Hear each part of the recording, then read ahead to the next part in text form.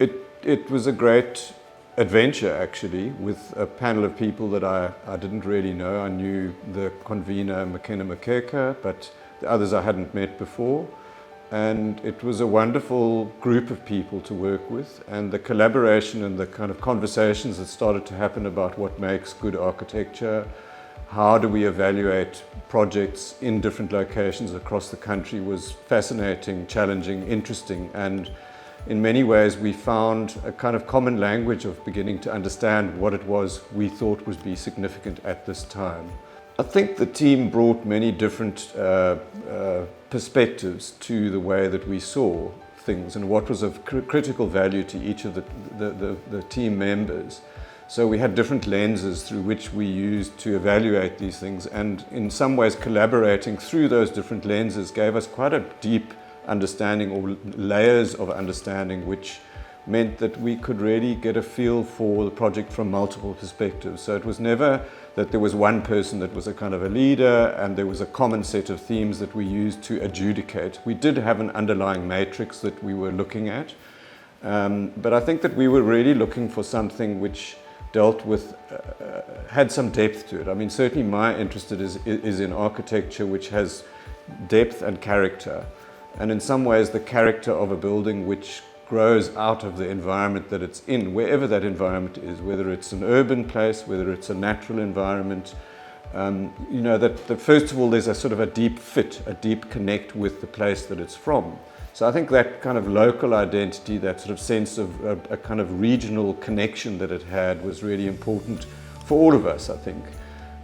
My interest is often also in sustainability in a broad sense, so the kind of idea that buildings perform first of all for people, that they are really deeply humane, that they actually really work for the people that they're designed for, whether that's an individual, a community, a neighborhood, you know, it depends who it's for, a school or so on, that it's a custom design to really cater deeply and properly for the functional and aesthetic and aspirational needs of that particular group of people.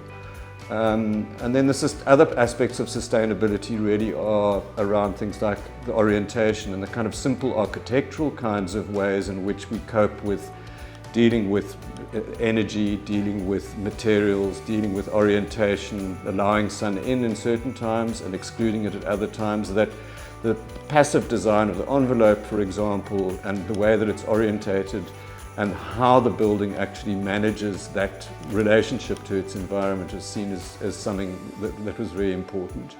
And then I think a kind of an economy about materials and an appropriateness of materials, that the materials that are used in a way that is not over elaborate, that actually there's a sort of simplicity and a groundedness to the way that those are used.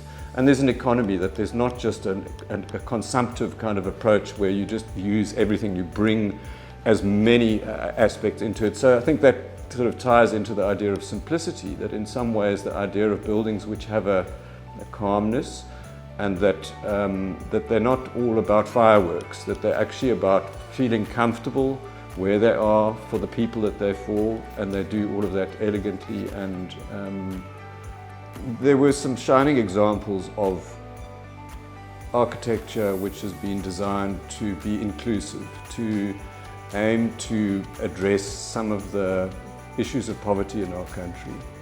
And in many ways those really stood out for the panel and for me certainly, where there was an effort to try and tackle this idea of the burning difficulties of the inequalities in our country. And I think that there were a few incredible examples of those which really had a life beyond the project, which when you saw people in them, you could actually visibly see the way in which people were their spirits were elevated by being there. There was a sense of belonging which those projects brought, and I think that is a very critical kind of aspect to work that we do in South Africa now. And sadly that wasn't across the board, because many of the projects that we saw were in the private sector and for perhaps the more wealthy parts of our South African community.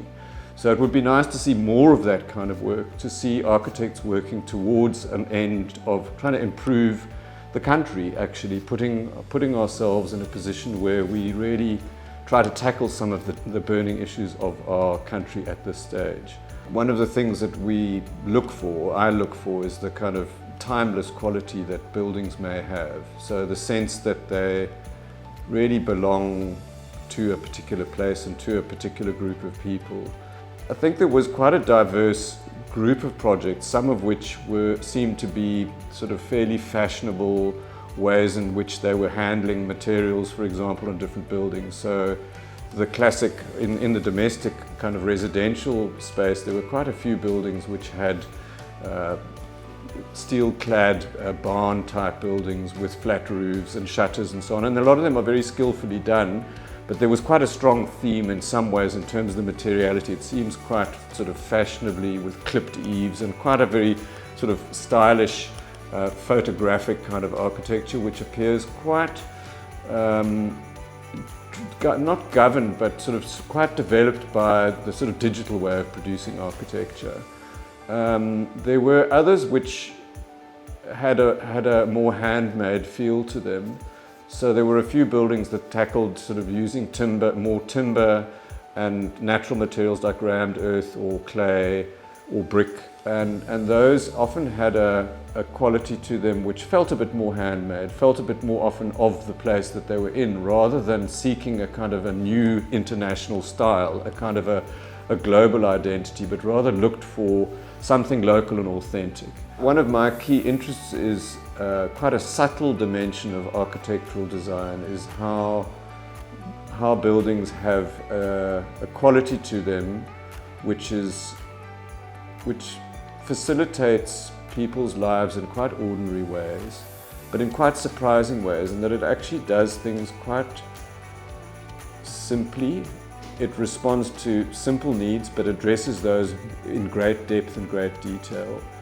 And I've found that in looking at the way that environments work, ecologies work, in looking closely at the way that people live, how do we make good living environments, to me is one of the critical things. How do we make human and the natural world, those environments, talk to each other and work in that sort of way? So for me, the idea of a building and a place that is made, it becomes a living entity. It's a place for humans to live in. So for me, that's a critical lens really, is how well does a place live? It was a wonderful privilege and to make new friends in this way, and yeah.